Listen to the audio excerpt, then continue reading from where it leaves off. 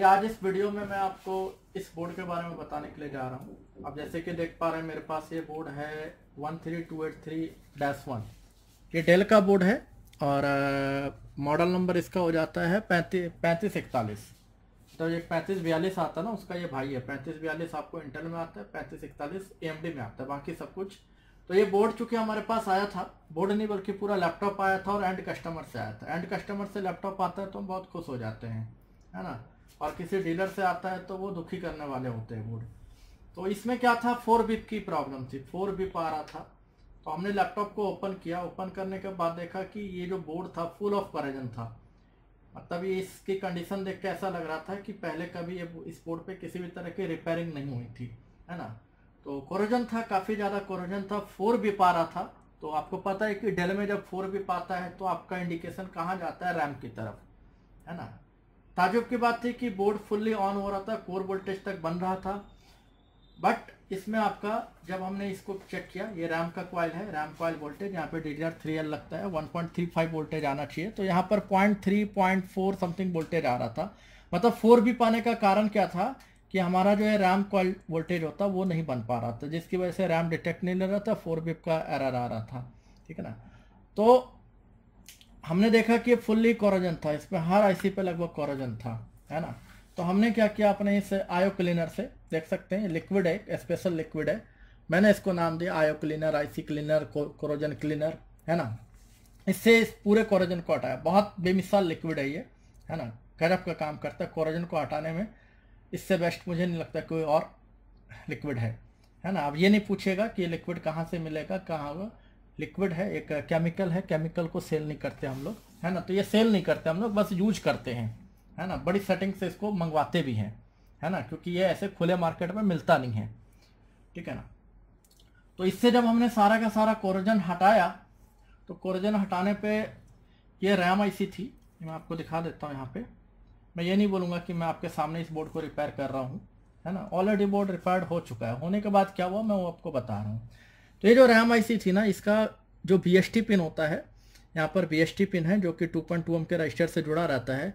यहाँ का हमने देखा कि ट्रैक एक तरह से ओपन हो गया। जब कोरोजन को हमने साफ़ किया ना तो ट्रैक ओपन हो गया था। हमने क्या किया, उस ट्रैक को बना के और दूसरी आईसी स्क्रैप से एक दूसरी आईसी लगा दी, रैम आईसी TPS 517116 थी, वो लगा दी, है ना। और हमारा इसमें डिस्प्ले आ चुका है। तो डिस्प्ले दिखाना मतलब डिस्प्ले आ चुका है। अब डिस्प्ले हम कैसे पता करेंगे कि डिस्प्ले आ चुका है ना। मैं यहाँ पे स्क्रीन लगाने के लिए नहीं जा रहा हूँ, क्योंकि सबके अपने अपने मेथड्स होते हैं ना। कि अगर मान लीजिए हमारे पास किसी डीलर से बोर्ड आता है तो वो हमें स्क्रीन नहीं देता, केबल नहीं देता, तो हम डिस्प्ले कैसे पता करते हैं। तो कोई कहता है कि हम USB में कीबोर्ड लगा लेते हैं, हम लोग का रेस्पॉन्स देख लेते हैं, उससे पता चल जाता है डिस्प्ले आया कि नहीं आया। कोई कहता है कि हम DC रीडिंग को देख के पता कर लेते हैं कि डिस्प्ले आया कि नहीं आया, है ना। 2 मेथड हो गए। तीसरा मेथड होता है कि कोई वो लाइट वाला पेन ड्राइव लगा लेता है, उसके ब्लिंकिंग को देख के बताता है कि डिस्प्ले आया कि नहीं आया। 3 मेथड हो गए। चौथा मेथड होता है कि कोई अपना DSO का, है ना, DSO अगर कनेक्टेड आ जाता है तो उसको देख के बताता है कि हाँ डिस्प्ले आया कि नहीं आया। यहाँ पर मैं आपको 5वीं टेक्निक बताने जा रहा हूँ। 4 टेक्निक हो सकता है, बहुत से यूट्यूब वीडियो में आपने देखा होगा। मैं आपको यहाँ पर 5वीं टेक्निक बताने जा रहा हूँ, जो कि मैं तो इसका यूज करता हूँ डिस्प्ले देखने के लिए, मेरे लिए बहुत अच्छा है। वो टेक्निक क्या है देखिए, मैं आपको दिखाता हूँ, आपको कैसे पता चलेगा कि इस बोर्ड पर डिस्प्ले आ चुका है। तो चलिए मैं इसको पहले कनेक्ट कर लेता हूँ। ये मैं कनेक्ट कर लेता हूँ, इसे आराम लगा लेता हूँ।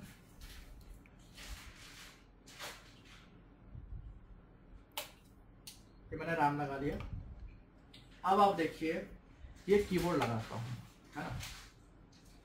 ये कीबोर्ड मैंने कनेक्ट किया। अब ये कीबोर्ड हमें बताएगा डिस्प्ले आया कि नहीं आया। मैं यहाँ पे नम लॉक कैप्स लॉक नहीं प्रेस करूंगा। ये गेमिंग कीबोर्ड है ना, ये गेमिंग कीबोर्ड है और डिस्प्ले देखने में बहुत बढ़िया रिजल्ट देता है। ये बहुत बढ़िया रिजल्ट देता है कि आपका डिस्प्ले आया कि नहीं आया। ये कैसे बताता है वो मैं आपको दिखाता हूँ। मैं ऑन करता हूँ इसे।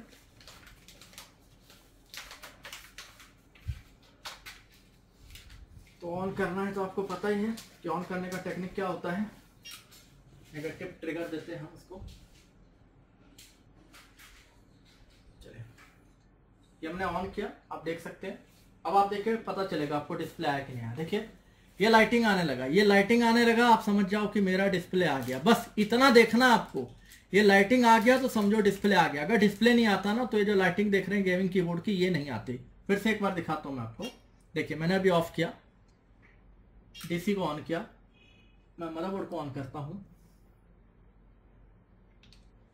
मदरबोर्ड ऑन हुआ। अब यहाँ पर देखते रहेगा, इस कीबोर्ड पे देखिए लाइटिंग आ रही है, ये लाइटिंग आ रही है, इसका मतलब डिस्प्ले हमारा आ गया है ना, मेरा डिस्प्ले आ चुका है। अब इसको प्रूफ कैसे कराऊं कि हाँ मेरा डिस्प्ले आ चुका है, तो मैं आपको एक और प्रूफ दे सकता हूँ। अभी देखिए मैं रैम हटा दूंगा इसका, आपको ये लाइटिंग नजर नहीं आएगी, मतलब मेरा डिस्प्ले नहीं आएगा। मैं यहाँ से रैम हटा दे रहा हूँ, आपको पता है रैम हटा देंगे तो डिस्प्ले नहीं आएगा। ये मैंने हटा दिया, रैम हटा दिया। अब मैं इसको ऑन करता हूँ और आप देखिए अभी तो डिस्प्ले नहीं आएगा, सबको पता है रैम जब नहीं है तो डिस्प्ले नहीं आता। तो यहाँ पर भी देखेंगे आपको लाइटिंग इफेक्ट जो है आपको नहीं मिलने वाला। हमने ऑन किया, अब आप देखिए आपको यहाँ पर किसी भी तरह की कोई लाइटिंग नहीं आ रही है, इसका मतलब क्या है हमारा डिस्प्ले नहीं आया। तो बहुत अच्छा कीबोर्ड होता है ये, गेमिंग वाला कीबोर्ड आप ले लीजिए, है ना। मैं जो गेमिंग वाला कीबोर्ड यूज करता हूँ ये रीड्रैगन का है। मैं कोई गेमिंग करता नहीं हूँ, है ना, गेमिंग में करता नहीं हूँ। बस ये होता है कि मैंने टीवीएस गोल्ड पे काफ़ी काम कर रखा है, टीवीएस गोल्ड के कीबोर्ड पे, तो उसकी तरह का एक कीबोर्ड मुझे चाहिए था। तो मुझे गेमिंग वाला कीबोर्ड मेरे को कहीं पे नज़र आया, मैंने देखा कि बड़ा खटखट खट करके बड़ा स्मूथली काम होता है। और मैं जो टाइपिंग करता हूँ ना, मेरी टाइपिंग स्पीड अच्छी खासी है ना, बिना कीबोर्ड को देखे मैं टाइपिंग करता हूँ। तो मेरे को थोड़ा फास्ट कीबोर्ड चाहिए था, तो मैं देखते रहता हूँ, मैं पैसे खर्च करते रहता हूँ अच्छे से अच्छा कीबोर्ड पे, अच्छे से अच्छा माउस पे, अच्छे से अच्छा लैपटॉप पे। आप ये माउस भी देख रहे हैं ना, ये भी मेरा काफ़ी कॉस्टली माउस है, 2700 का माउस है ये, है ना।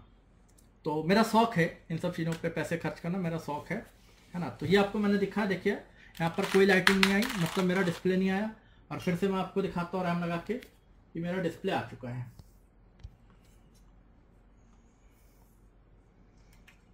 तो